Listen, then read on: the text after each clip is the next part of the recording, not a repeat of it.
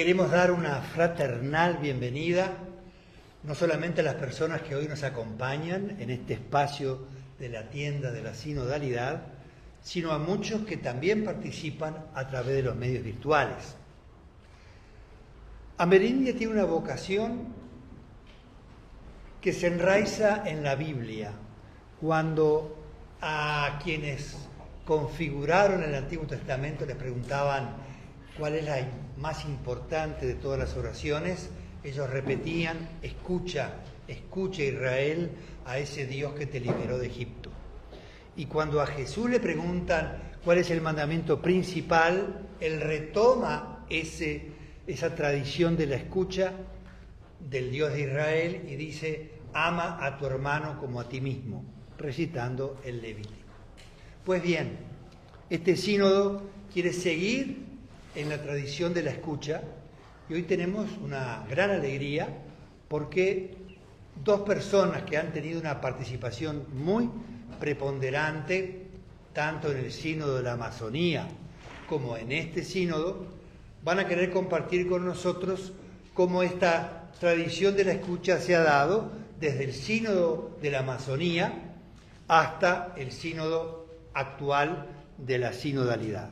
Así que desde ya muchísimas gracias. Ustedes han escuchado y siguen escuchando y nosotros hoy queremos escucharlos a ustedes. Muy bien. Muy bien, gracias. Comenzamos entonces con la presentación del cardenal Michael Cerny, que nació en Checoslovaquia en 1946. Su familia se trasladó a Canadá en el 48 y tras graduarse en 1963 en Loyola High School de Montreal, ingresó en la Compañía de Jesús. Fue ordenado sacerdote en 1973 y en 1978 se doctoró en estudios interdisciplinarios en la Universidad de Chicago. De 1992 a 2002 fue exsecretario de Justicia Social en la Curia General de la Compañía de Jesús en Roma. Después fundó y dirigió la Red Jesuita Africana contra el SIDA. De nuevo en Roma en 2010 fue asesor del cardenal Peter Turkson, presidente del Pontificio Consejo de Justicia y Paz. Desde 2017 ha sido uno de los dos subsecretarios de la sección de Migrantes y Refugiados del Dicasterio para la promoción del desarrollo humano integral. Es uno de los dos secretarios especiales para el Sínodo Especial de Obispos de octubre de 2019 para la región panamazónica. En septiembre de 2019, el Papa Francisco nombró al padre Cerny y en 2022 cardenal y en 2022 prefecto del Dicasterio para el Desarrollo Humano Integral. Gracias. Estamos comenzando con el sínodo amazónico. Me viene en mente que teníamos la grande ventaja que el sínodo fue simbolizado por el río y hemos seguido el río y el discernimiento era para encontrar el mejor camino por el río.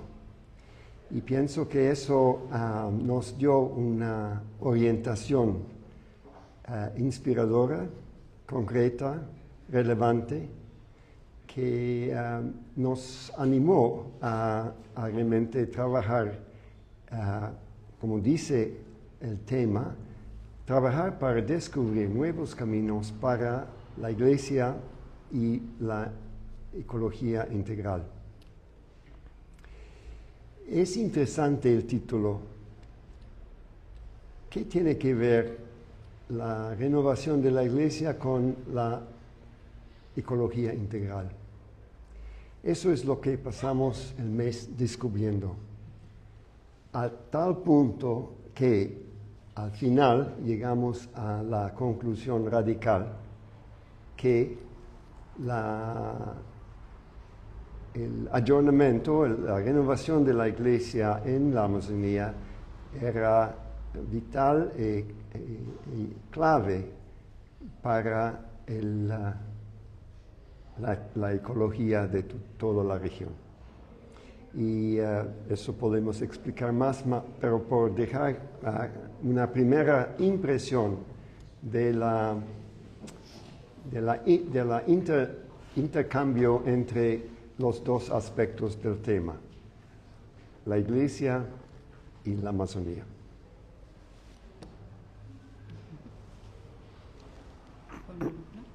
Sí, tú tienes ahí. Ah, perfecto.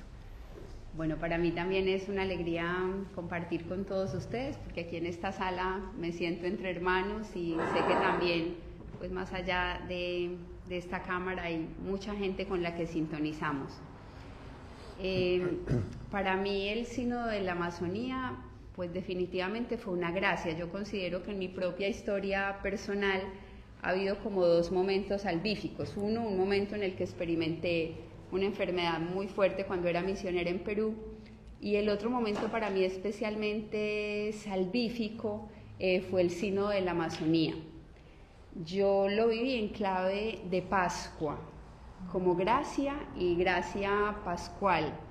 Era para mí como la primera experiencia así más de un carácter significativo de encuentro con la Iglesia toda, distintas culturas, distintas sensibilidades, y todos en torno a un territorio, que era el territorio amazónico, desde esa conciencia de que era responsabilidad de todos, no solo de quienes pues directamente estábamos o vivíamos ahí en el territorio.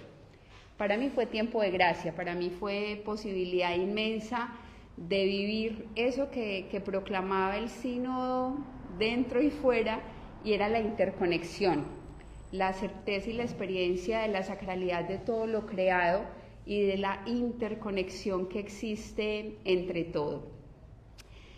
Yo lo viví como desde la experiencia profunda de que realmente el espíritu es el protagonista en todo encuentro de seres humanos, en toda experiencia de tejer juntos.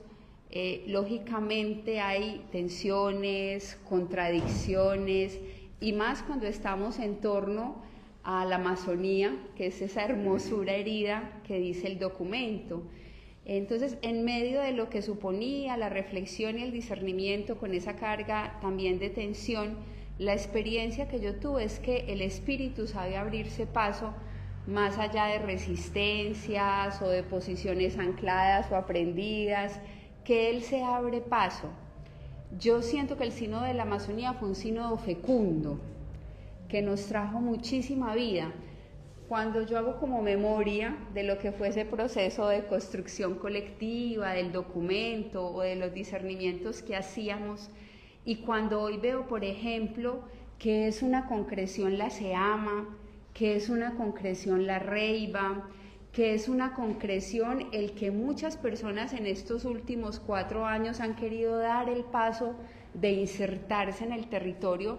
Más de 10 congregaciones religiosas estos últimos 3 años han ido a fundar el territorio amazónico, por ejemplo.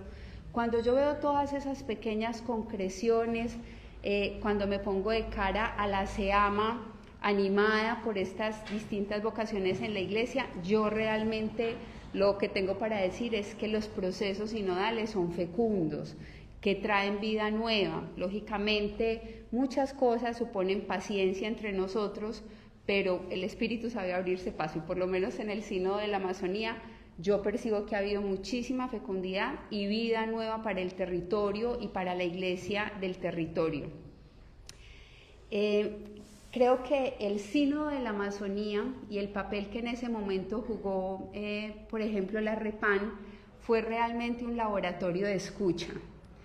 Creo que fue el primer ejercicio sano, consciente, respetuoso, de habitar los territorios, de habitar el territorio para poder escuchar a la gente y para entender que realmente la escucha se constituye como en la narrativa que Dios usa para manifestarnos lo que quiere de nosotros. Para mí fue sin lugar a dudas el primer ejercicio consciente de escucha, y creo que este sínodo ha aprendido muchísimo de eso. Yo recuerdo al cardenal Michael Czerny, que nos decía, quienes estábamos ahí como equiperos en el trabajo de redacción del documento, que la clave era el método y que en lo que era ya una intuición, que lo que tenía que madurar era el método, que lo que tenía que perfeccionarse era el método. Y creo que este sínodo de la sinodalidad pues nos está poniendo de cara a un método también que ha pasado más la prueba del tiempo, de los años y de estos procesos de búsqueda sincera que se van haciendo en el corazón de la Iglesia cuando con libertad nos disponemos. Y pensar en el sínodo amazónico para mí es pensar también en don Claudio Júmez. Gracias. Creo que la memoria de don Claudio, del papel que él jugó, de esa referencia consciente al mundo de los pobres, de esa invitación decidida a que reconociéramos al otro, a que reconociéramos las culturas, a que nos situáramos como ante tierra sagrada. Bueno, creo que es muy, muy importante y estoy segura que don Claudio, desde el corazón de Dios, también disfruta de ver que realmente el sínodo amazónico ha dado muchos frutos de procesos, de acciones concretas, de itinerarios distintos que se están gestando en el corazón de la Amazonía. Muchas gracias.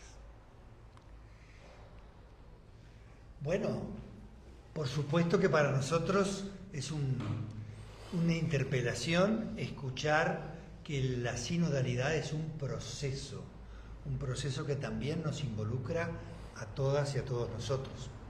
Por eso nos gustaría también hoy, también ahora, escuchar si hay preguntas, comentarios, sugerencias que nazcan de quienes están hoy aquí presentes, pero también a través de las redes, que sabemos que pueden, no sé si con el sistema del chat, hacernos llegar alguna pregunta o comentario.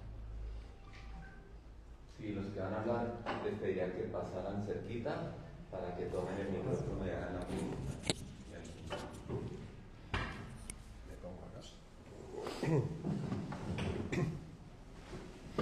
Buenas tardes, gracias. El cardenal Michael ha dicho que lo que se dio cuenta era que la renovación de la Iglesia era clave para la cuestión ecológica en la Amazonía, y Liliane ha hablado de los muchos frutos. ¿En qué sentido fue necesaria la creación de una conferencia eclesial y no simplemente una conferencia de obispos en la región? ¿Y qué diferencia ha hecho esa nueva estructura eclesial para que haya estos frutos? El hecho es que en cada país amazónico, la parte amazónica es una periferia. No es la capital, no es la parte más importante, pero tiene sus propios problemas, sus propias potencialidades, su propio espíritu, y poner juntos las secciones, se puede decir, amazónicas de todos los países, es poder enfocarse en las preguntas y los procesos de la Amazonía. Y eso es el genio, digo, del sínodo que hemos tenido, y este sínodo tiene su seguimiento en la SEAMA, la Conferencia Eclesial de la Panamazonía. Y el carácter se puede decir mixto, o sea que la conferencia incluye no solo obispos, pero también sacerdotes, religiosos, religiosas, laicos. Es una continuación del proceso del sínodo mismo. Y como el sínodo buscaba el camino, básicamente SEAMA tiene que liderar o inspirar, orientar la búsqueda del camino para la Iglesia en toda la Amazonía. Y por eso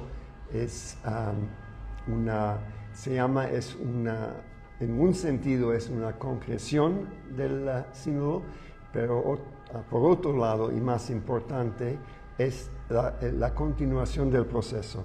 es seguir caminando juntos, porque en la Amazonía, como nos enseña el río, no se puede pararse y decir, aquí estamos, eso es. No, tenemos que seguir procesando, seguir caminando o navegando, y cada vez más urgente porque los problemas están creciendo,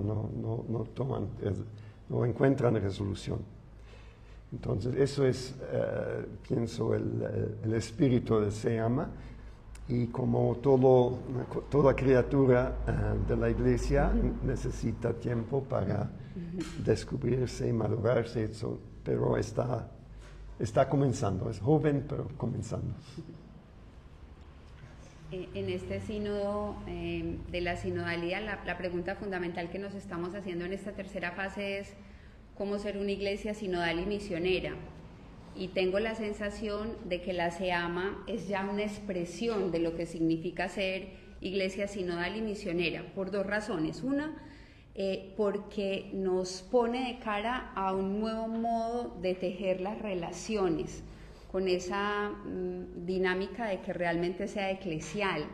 Si uno ve incluso pues, la junta directiva de la SEAMA, encuentra laicos, encuentra religiosos, encuentra ministros ordenados, y eso ya da cuenta de una manera distinta de establecer también los modos relacionales. Y quienes hemos podido estar como más cerca de ese proceso, vemos que las relaciones se están estableciendo realmente desde esa lógica y desde esa conciencia de ser pueblo de Dios, de tener común dignidad, pero sobre todo de que cuando nos unimos, y este es como el segundo matiz, nos unimos para la misión, nos unimos para responder a las necesidades concretas de un territorio, nos unimos para no hacernos los sordos frente a ecos que nos están llegando de las culturas, de las personas.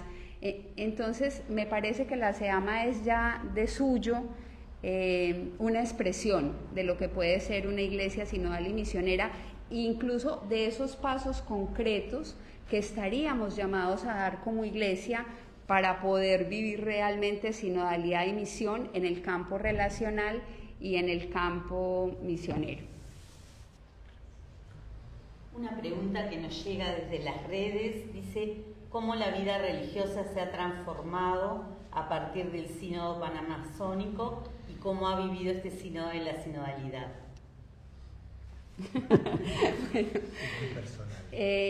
A mí hay una expresión del documento del sínodo de la Amazonía que me gusta muchísimo, es tal vez la que más me gusta, es la expresión: la escucha conduce a la conversión. La única posibilidad de que haya vida nueva, renovación, transformación de actitudes o de estructuras es realmente escuchar. Por eso que tú decías también, haciendo referencia a ese pasaje del Antiguo Testamento, o sea, la escucha es la que moviliza el cambio. Y yo creo que en medio de todas las limitaciones que tenemos también nosotros como consagrados, pero desde una actitud auténtica de escucha, yo siento que vamos como acogiendo este momento de la iglesia.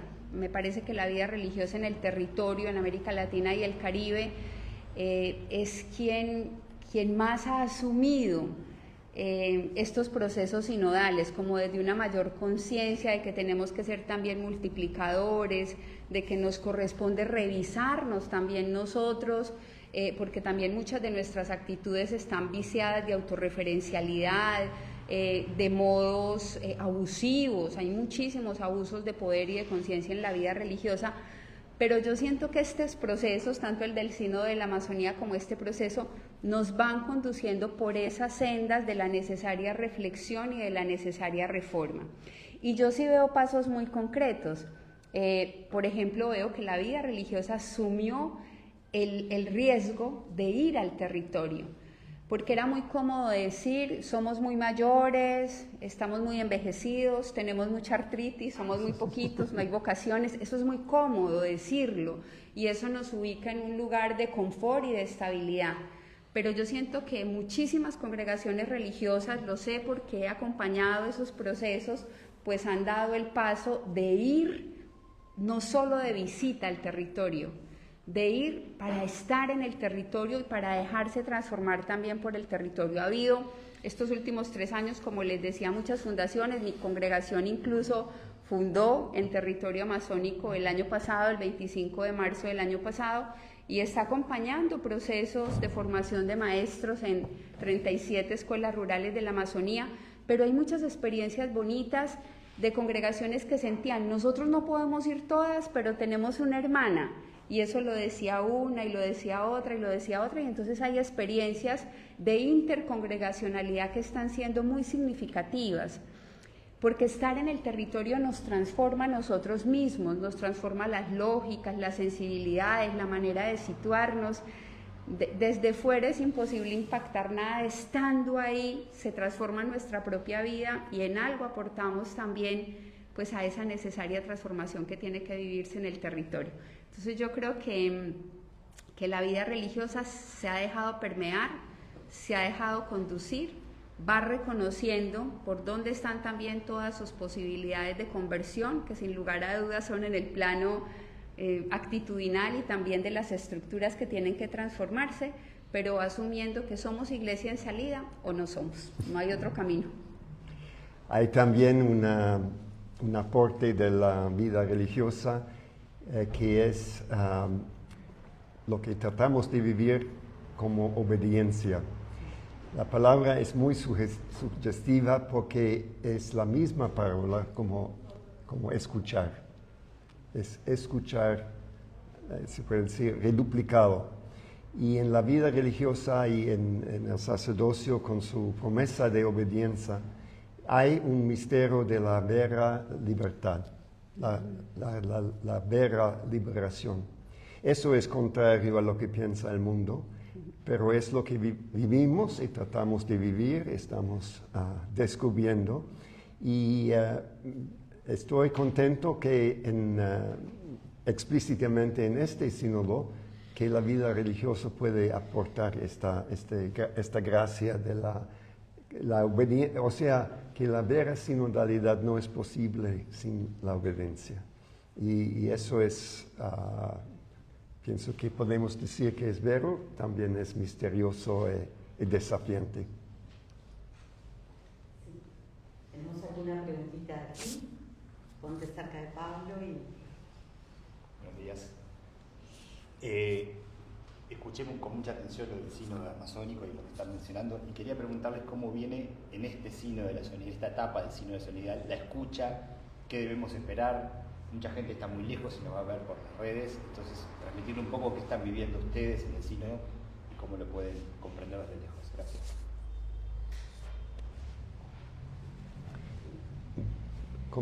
No entendí bien la pregunta. Bueno, ¿cómo estamos viviendo el sínodo de la sinodalidad y cómo estamos viviendo la escucha? Realmente este sínodo, yo creo que todos lo estamos asumiendo desde una conciencia muy fuerte de camino, de proceso. Llevamos ya 3 años en esta dinámica de hablar en la iglesia comunión, participación y misión. Y ha sido un proceso en el que pues, se ha intentado privilegiar la escucha primero a los territorios, en esa fase que fue la fase local, que todos sabemos que en algunos lugares se vivió con la plenitud de lo que se suponía y en otros lugares ni nos hemos enterado que estamos en procesos sinodales, pero fue esa etapa local, luego la escucha diocesana, y luego la etapa de escucha a la iglesia toda. Y pues el método que el sínodo ha incorporado, que es el de la conversación en el espíritu, lo que suscita ya en las asambleas sinodales es la posibilidad de escucharnos y de escucharnos acogiendo la palabra, acogiendo la experiencia del otro. Mi experiencia personal es que el trabajo en los círculos menores es muy rico. Los círculos menores propician una reflexión vital y propician una reflexión profunda. A veces en las grandes asambleas ahí divagamos todos un poco más, pero la experiencia en los círculos menores es realmente la experiencia de traer a la mesa de la reflexión y del discernimiento la vida, la realidad de nuestros contextos.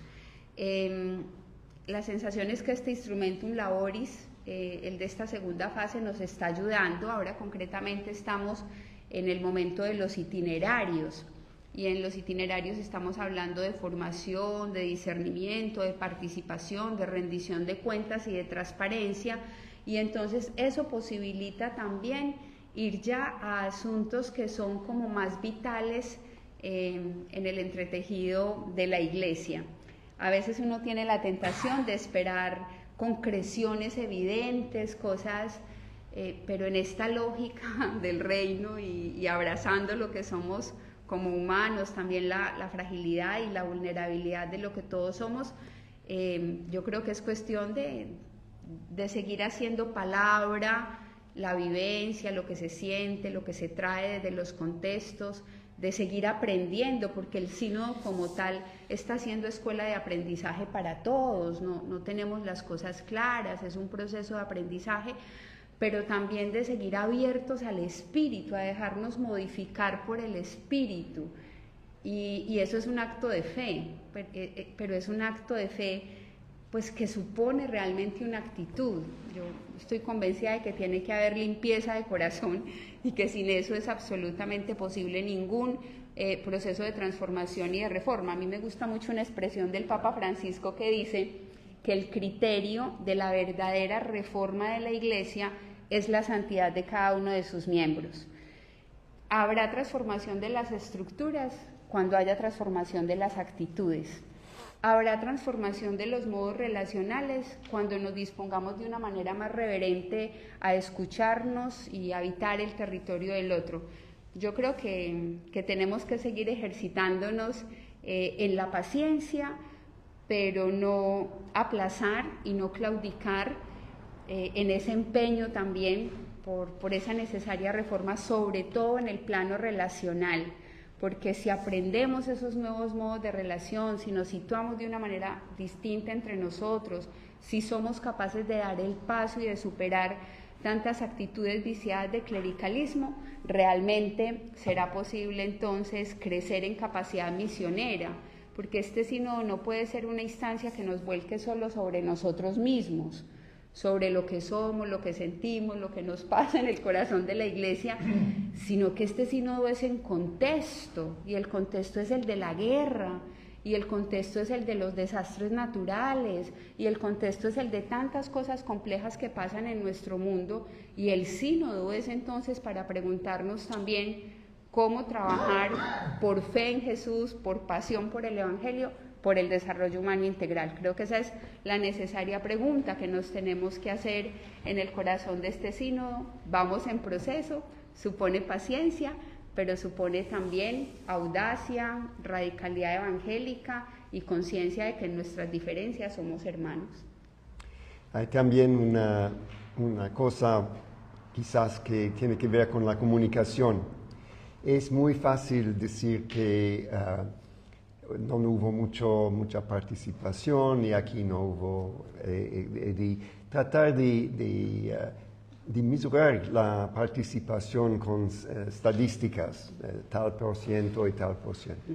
El hecho es que esta consulta es la consulta más amplia en la historia de la humanidad. Entonces, si comenzamos con eso, los porcentajes no importan. Si no lo decimos, los porcentajes parecen. Pero cuando uno piensa que estamos aprendiendo una nueva manera de caminar o de navegar en la historia, eso no se hace a la vez, eso hay que comenzar. Y tengo la impresión que hemos comenzado bien y que vamos a seguir aprendiendo, pero hemos vivido también en estos 2 años que finalmente la sinodalidad no se aprenda con la cabeza, pero haciendo. Hay que hacerla para entenderla y para practicarla. Y eso, bueno, toma su tiempo. Entonces la paciencia de Dios también, no solo la audacia. Una preguntita de aquí, Ignacio. tenemos dos por las redes. Ustedes han hecho alusión al método, a las bondades del método, pero también es cierto que ha habido cuestionamientos de parte incluso de del cardenal Miller con relación al mismo método. Cómo del Sínodo de la Amazonía a este momento han tratado, con relación al método, de buscar estrategias que den respuesta a esos cuestionamientos y hagan de este sínodo mucho más capaz de responder a los problemas de interrelación estructural complejas como ustedes mismos la han planteado ahora.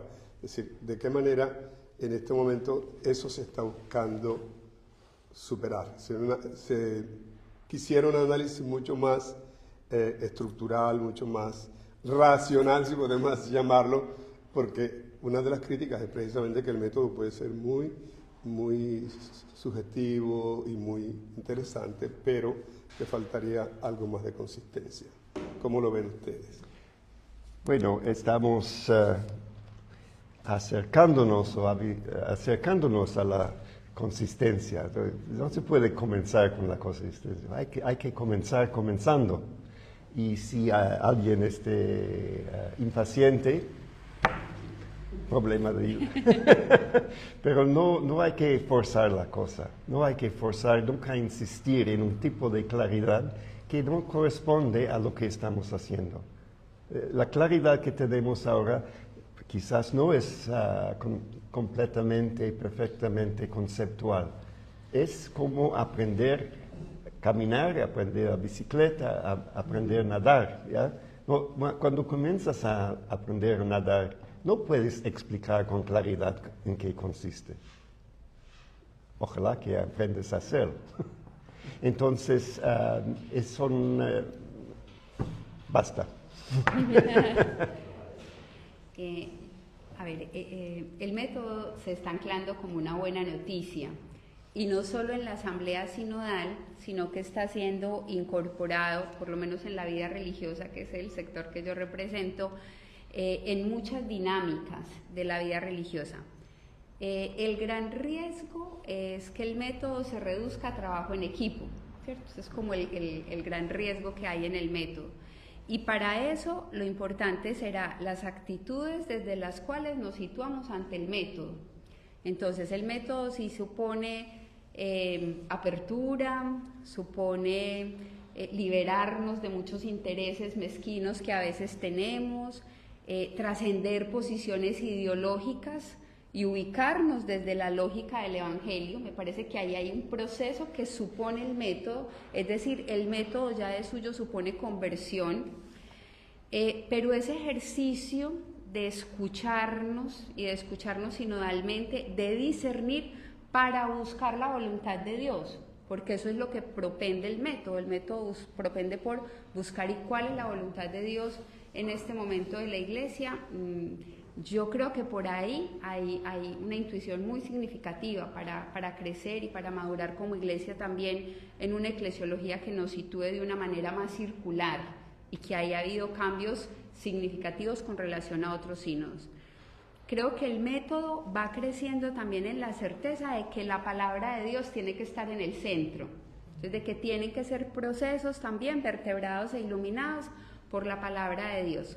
Pero además, con relación incluso a la primera asamblea, la del año pasado, la certeza de que ahí pues los teólogos también tienen un papel importante para ayudar en ese proceso de buscar la voluntad de Dios, que es en lo que estamos todos. Entonces, escucharnos, construir colectivamente, discernir juntos, y luego, lógicamente, también al método le hace bien esa visión de quienes tienen carismas y ministerios en la Iglesia, y en este caso, pues los teólogos también, con lo que tienen para aportar a la reflexión. Pero creo que es un proceso de aprendizaje, estamos en un proceso de aprendizaje, ya eso es una manera nueva de situarnos, y bueno, hay mucho por aprender. Gracias. Otra manera de verla es que es como un experimento científico. ¿Ya? Estamos encerrados en un gran laboratorio Cuando se hace un experimento no se pide el resultado al comienzo, sino a la fin. Otra vez, paciencia, pero del punto de vista científico. Bien, en ese mismo sentido venían dos preguntitas, una de América Latina, otra del Caribe, las formulo juntas. La primera dice, el ejemplo histórico del sínodo panamazónico, ¿qué debería proponer o exigir a este sínodo de la sinodalidad para su buen éxito? Y la otra dice, ¿cómo están implicadas las iglesias locales de América Latina y el Caribe que no forman parte de los territorios amazónicos como tal? Bueno,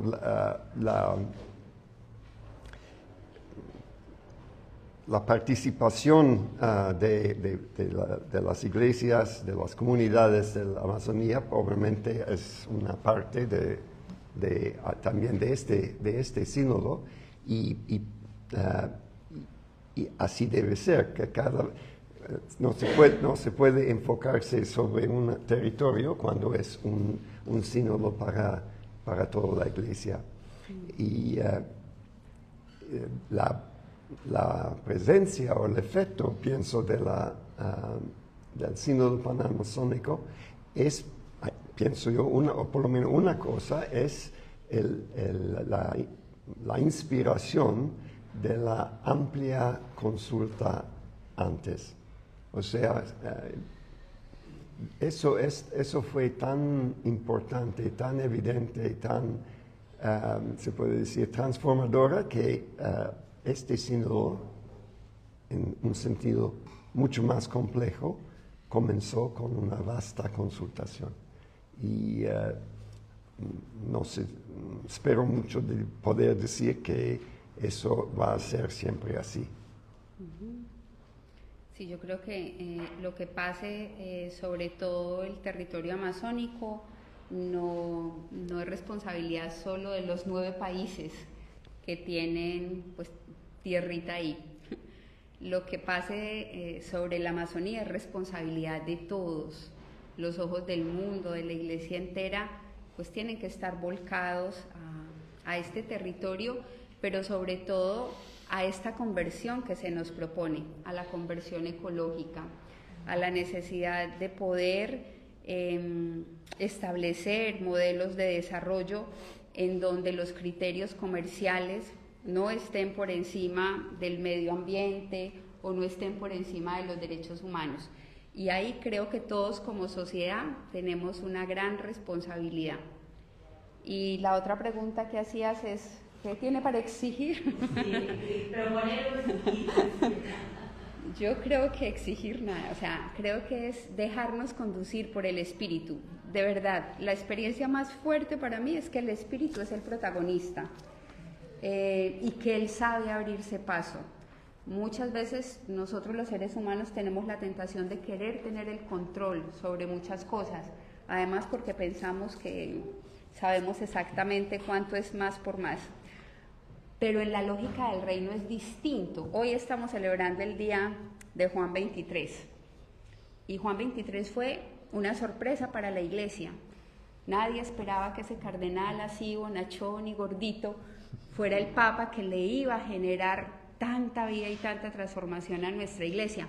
Nos tenemos que dejar sorprender. Nuestro Dios es capaz de sorprendernos. Nuestro Dios es capaz de abrirse camino a través también de nuestras inercias. Y tendríamos que creer más en ese sentido de que todo es historia de salvación, que lógicamente nos toca hacer la parte que podemos, pero que hay muchísimas otras cosas que se salen de nuestro control simplemente porque nosotros somos miopes. O sea, porque nosotros todos desde donde estamos alcanzamos a ver una partecita de la realidad, pero no vemos la totalidad. Entonces, para mí la gran lección es que tenemos que creerle al Espíritu, que tenemos que dejarnos conducir por Él, abrazar la conversión como una posibilidad para todos, porque a veces también yo tengo la sensación de que esperamos la conversión de los demás, pero no reflexionamos suficientemente sobre la necesidad que cada uno de nosotros tiene de hacer su propio camino de conversión y que con decisión también y desde una experiencia profunda de libertad en el Espíritu pues tenemos que pronunciar palabra, pero tenemos que generar también escucha que produzca transformación. Yo creo que el gran aprendizaje es que el espíritu es el protagonista y que escuchar produce cambio, escuchar produce transformación. Si puedo dar un ejemplo de lo que hermana Liliana dice, para mí la experiencia del protagonismo del espíritu es cuando en el curso de 3 o 4 días estamos discutiendo cosas difíciles y finalmente en nuestro grupo de 10 personas llegamos a conclusiones que nadie hubiera podido imaginar. La novedad, la coherencia, la inclusividad, la esperanza de lo que ves al final de 2 o 3 días, cuando al comienzo parece caos, tohu bobohu, a la fin ese es la asignatura, la firma del Espíritu. Orden, esperanza, alegría, paz.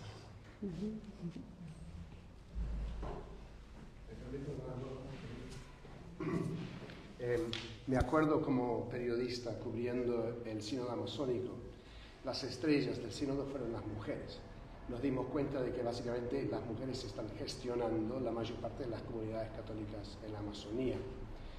Y me acuerdo que al contarlas, muchas de ellas hermanas, pero otras laicas, cuando contaban de lo que hacían y qué hacían pastoralmente, muchos de los periodistas les preguntaron, ¿pero no quieren ser diaconisas y sacerdotes? Porque eso parece un ministerio clerical. Y me acuerdo, y creo que esto lo recuerdo bastante bien porque me impactó, muchas de ellas dijeron, no queremos ser clero, queremos que la Iglesia reconozca lo que estamos haciendo, nos dé la autoridad para hacerlo y los recursos y la formación para hacerlo bien. Entonces, después con la creación y todo el percurso, el camino que han descrito después, y como ustedes saben, en este sínodo sobre sínodo, en esta asamblea, la cuestión de los ministerios y los carismas, sobre todo en lo que atañe a la mujer, es un tema importante. Estoy llegando a la pregunta. ¿Qué sabiduría o qué lecciones de estos últimos años desde el sínodo amazónico en la Amazonía pueden aportar a esta asamblea para el discernimiento de esa cuestión del papel de la mujer y los ministerios específicamente?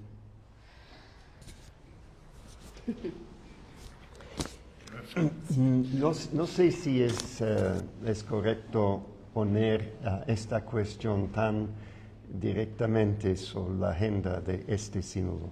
Este sínodo no es para resolver una pregunta tan concreta como esta, sino aprender cómo afrontar, y es un ejemplo de una pregunta muy importante, o toda una serie de preguntas importantes, pero de pedirnos ahorita una respuesta, una opinión, es pienso yo, de poner un poco en duda lo que estamos tratando de hacer. Es más importante, según el Papa, y yo estoy muy de acuerdo, es más importante aprender. Yo utilizo una palabra terrible que he inventado. Es más importante aprender sinodallar que a llegar a uno u otro resultado. Porque con un resultado, bueno, lo tenemos, pero después no sabemos más. Esta vez estamos tratando de aprender una nueva manera de ser iglesia. O de nuevo, si puedo, a iglesiar. Y eso es un gran desafío, es más abstracto, parece menos concreto, no da los resultados que muchos esperan, pero paciencia, no podemos saltar el proceso para llegar a unas conclusiones prematuras.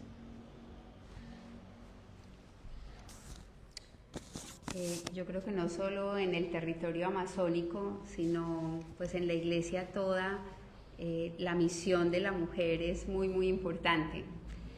Y fruto del sínodo de la Amazonía, también muchísimos obispos del territorio amazónico acogiendo la potestad que les da el derecho canónico para fortalecer o crear algunos ministerios lo han hecho.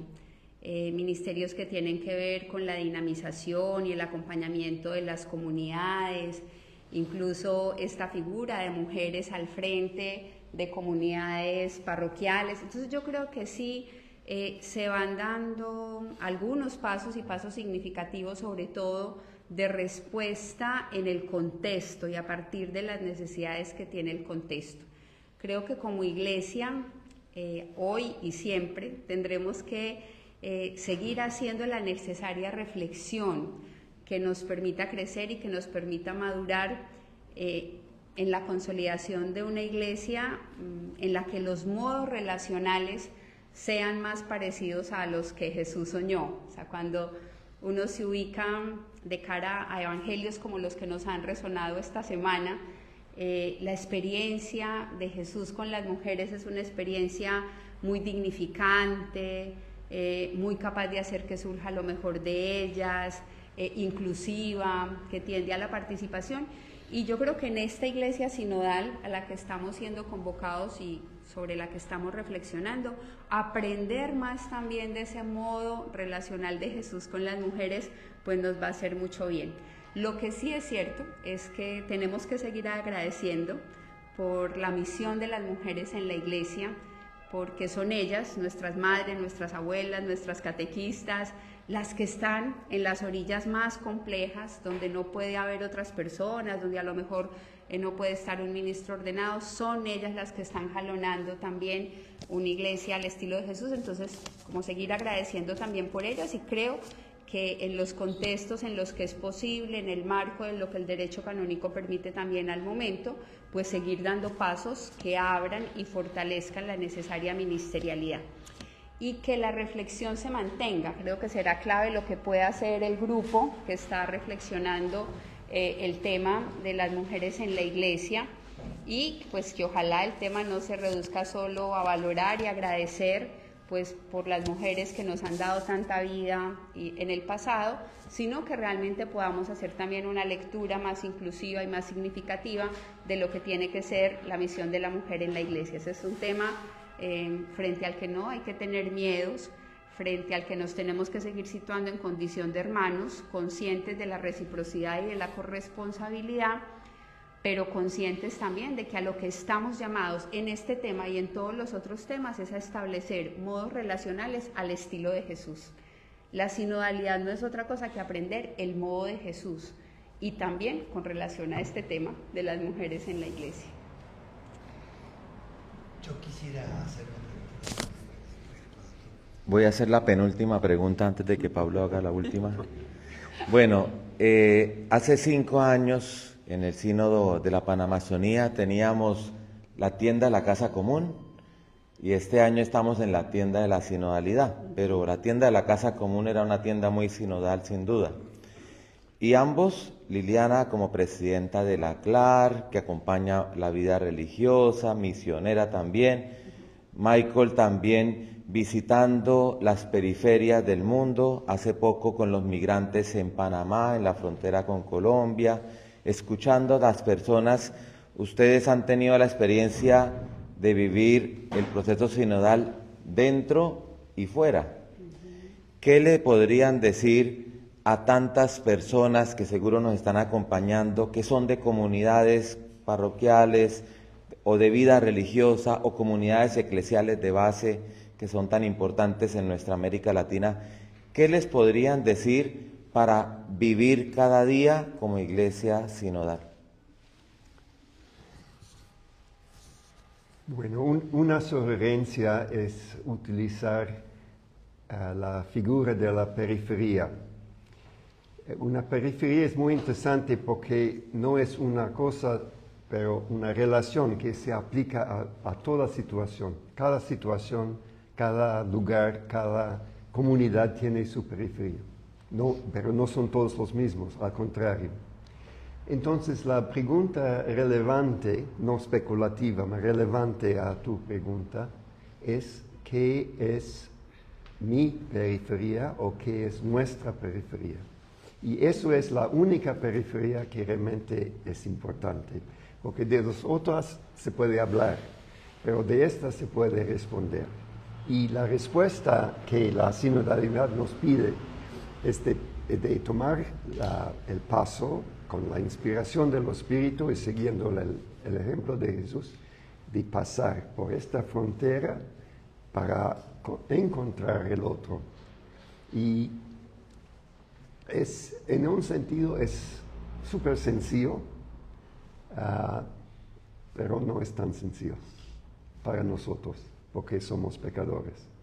Entonces la invitación es no esperar que Roma o Bogotá nos iluminen el camino, sino al revés, que nosotros, cada una tiene que descubrir, y no es difícil descubrir. Uno tiene que preguntarse con quién no está de acuerdo, con quién no tolera, con quién está fuera de su círculo. No es difícil descubrir la periferia. Depende de nosotros, con la ayuda del Espíritu, de pasar más allá. Y ahí está esperándonos Jesús ya trabajando. Yo creo que será muy importante todo este discernimiento, pues, de la Iglesia toda y lo que de aquí surja, pero que en el fondo la clave siempre es el territorio concreto, esa parcelita del reino donde el Señor nos pone, la Iglesia local. Y pues mi invitación sería a crecer en pertenencia, a crecer en experiencia de vínculo, a crecer en pertenencia a la Iglesia y en ese sentido en participación. O sea, desde el lugar del que solo critica, desde el lugar del juicio mezquino, es imposible transformar nada. La única posibilidad de contribuir a la transformación es estando, es participando. Entonces yo animaría pues a las personas a que no tengan miedo de participar, de ayudar a construir la iglesia, de ayudar a hacer reino en la iglesia, a que sean miembros de los consejos parroquiales, pastorales, económicos, a que estén ahí en las instancias en las que estamos discerniendo el futuro de la iglesia. Es cuestión de pertenencia y es cuestión de decidirnos a participar, sabiendo que participar trae en ocasiones también una cuota de dolor. También los animaría a mantener la esperanza. En el mundo y en la iglesia también estamos tentados de polarización, estamos tentados de divisiones. Y por eso es clave hoy, y a mí me gusta mucho que este proceso sinodal como que desemboque en este gran jubileo de la esperanza, porque creo que la opción tiene que ser por la esperanza, y no como un fruto de la ingenuidad, sino precisamente como un fruto pues de esta conciencia de que lo nuestro es Pascua y es la certeza de que la vida es más fuerte que la muerte. Entonces los invitaría a crecer en esperanza, a crecer en alegría misionera, a pensar con creatividad nuevas formas.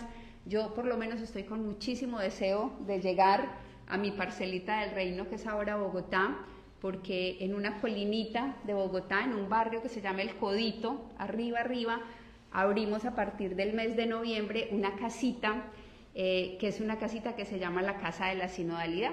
Se llama la Ruá, se llama Ruá. Y Ruá, espíritu, pero es relación, unidad, bueno, como todos los valores de la sinodalidad, y es una casita para formar a los niños en sinodalidad. Entonces tenemos que creer más también en el valor de las cosas simples, de lo que cada uno de nosotros como cristianos de a pie podemos hacer. A lo mejor esas grandes transformaciones, bueno, ojalá se den algún día, pero hay muchas cosas pequeñas, incipientes, germinales, que cada uno de nosotros puede hacer ahí. Y yo creo que la apuesta por trabajar con los niños, por trabajar con los jóvenes, para ayudar a que aprendan nuevos modos relacionales, eso es una urgencia. La sinodalidad no solo tendría que permear la vida de la iglesia, sino la de la sociedad. Lo que en este mundo, en esta sociedad rota, compleja y en guerra, estamos llamados todos a aprender es nuevos modos relacionales. El otro no es mi enemigo, por eso no hay que crear fronteras, ni hay que construir muros, ni levantar muros. El otro es mi hermano, tanto si soy cristiano como si soy musulmán.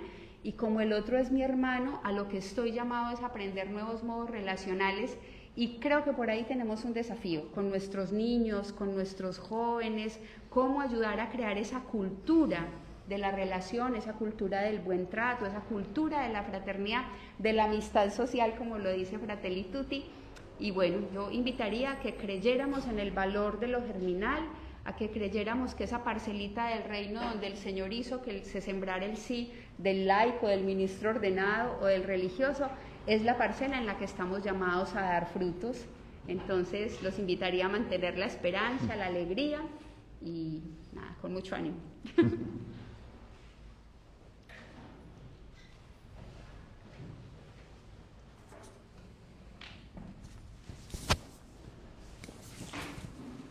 Muchísimas gracias. Ha sido un gusto de escuchar. Ustedes están hablando, comparando el sínodo de Amazonía con y eso ha sido para nosotros una gran experiencia no, de estar en el sínodo de Amazonía y qué pasó después. Han hablado los dos, ¿no?, de territorio, de periferias, de culturas, y si miramos este sínodo podría abrir espacios para una iglesia que se expresa en los diferentes territorios de una manera diferente. Y también, por ejemplo, el papel de la mujer podría ser en un territorio, en Amazonía, diferente que en otros territorios.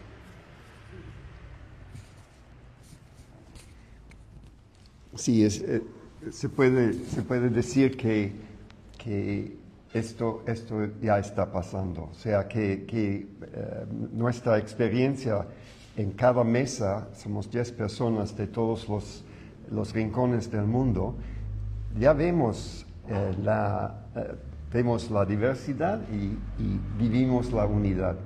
Y eso, a mi modo de ver, hace nuestra iglesia más católica, no menos. Pero es un desafío si estamos preparados a aceptar y abrazar las diferencias, la diversidad. Tenemos un trabajo más importante, mantener la unidad y el camino. Y con lo que dice Liliana, no hay que tener miedo, hay que ir adelante, hay que abrazar la diversidad, no solo tolerarla. O decir, bueno, son factores menores y la cosa vera es la misma en todos. No, la uniformidad no es un amigo de la iglesia. No es un tipo de inseguridad, quizás se puede decir. Entonces, los colores y todo del sínodo de la Amazonía fueron más evidentes, se puede ver en la aula. Esta vez es un poco más gris, ¿no? pero la variedad es más grande. Somos más variados hoy que hace 5 años. Y es otra manifestación del Espíritu. El Espíritu siempre crea unidad desde la diversidad. Y esta unidad nunca se llama o no consiste en uniformidad, sino en estos multicolores que hacen de una cosa realmente bonita. Entonces, ánimo. Gracias.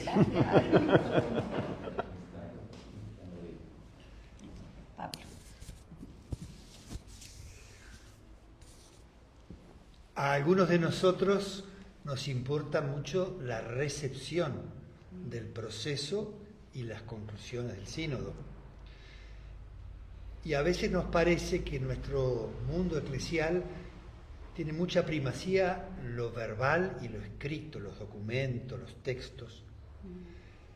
Mi pregunta es, en la experiencia de la recepción del sínodo amazónico en el territorio, ¿hay sugerencias de otros lenguajes simbólicos, celebrativos, a la hora de poder recibir lo que el sínodo pueda producir de una forma que genere vida en nuestros lugares? Pero eso no es una pregunta a hacer en Roma. Ustedes deben hacer la pregunta ahí. Sin duda. No solo sin duda, sí, sí. O sea, no poner el peso sobre Roma de hacer todo. Eso es parte de la sinodalidad, es una sana descentralización. Y si se queja de las cosas con la palabra Roma, es un error de asignación. Los obispos de la Amazonía o los religiosos de esta parte de América Latina tienen tareas que no pueden decir que hay que esperar hasta que los europeos lo hagan o los asiáticos. Eso no se puede. Entonces hay que tener claridad que somos una sola santa católica iglesia, pero las responsabilidades, por ejemplo, de la comunicación y la inculturación son 99% locales o regionales o continentales.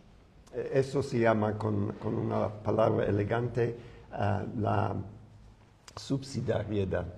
Es un principio que se puede decir que este sínodo, en cierto sentido, es sobre la subsidiariedad. Descubrir quién está responsable de qué y cómo tenemos que colaborar. Entonces, aprecio la pregunta, pero la devuelva.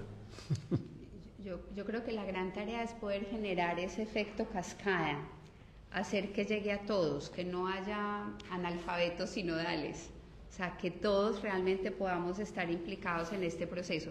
Y cuando yo pienso, por ejemplo, en el sínodo de la Amazonía, en el proceso de recepción, pienso que Amerindia jugó un papel muy bonito, un papel muy importante. Pienso, por ejemplo, en una de sus teólogas, en Tania, ahí en Bolivia, y creo que Tania nos ayudó, por ejemplo, a situarnos con otros lenguajes más celebrativos, más incluyentes de cara, por ejemplo, a la recepción del documento del Sínodo de la Amazonía o después de Querida Amazonía.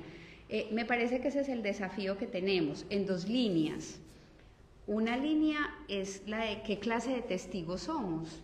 A mí me gusta mucho que Benjamín González Vuelta dice que esta no es época de textos, sino de testigos. Y cómo todos nosotros entonces somos testigos de sinodalidad ahí donde estamos. Creo que por ahí hay una tarea, pero la otra es, si estamos convencidos de esto, traducirlo en lenguajes, en métodos, en itinerarios formativos. Los itinerarios formativos van a ser de una responsabilidad inmensa al momento de hacer de que realmente esto pueda permear a todas las personas. Entonces creo que todos nosotros, Amerindia, las distintas instituciones de iglesia, la CLAR, el CELAN, la SEAMA, Cáritas, todos vamos a tener la responsabilidad de pensar y qué más podemos hacer. A mí me gusta, por ejemplo, la experiencia de una hermana de mi comunidad que se llama Juanita Londoño. Juanita es profesora de educación religiosa a niños de primero de primaria, niños de 7 años. Y Juanita, desde hace 2 años, está hablando con los niños de sinodalidad y lo está haciendo con los lenguajes de los niños, desde el arte, desde la música, desde otra manera de tejer la formación. Yo creo que la clave va a estar en los procesos formativos, en la capacidad que tengamos de realmente de proponer una formación con intencionalidad y para ser mejores testigos de la sinodalidad. Muchas gracias. Bueno, no queremos abusar de la buena voluntad de ustedes. Sabemos que tienen que volver a la asamblea sinodal. Así que en nombre de todos los que hemos disfrutado de esta exposición de ustedes, les decimos muchas gracias y ojalá que el Espíritu siga animando al sínodo y a ustedes. Gracias. Muchísimas gracias a ustedes y ánimo.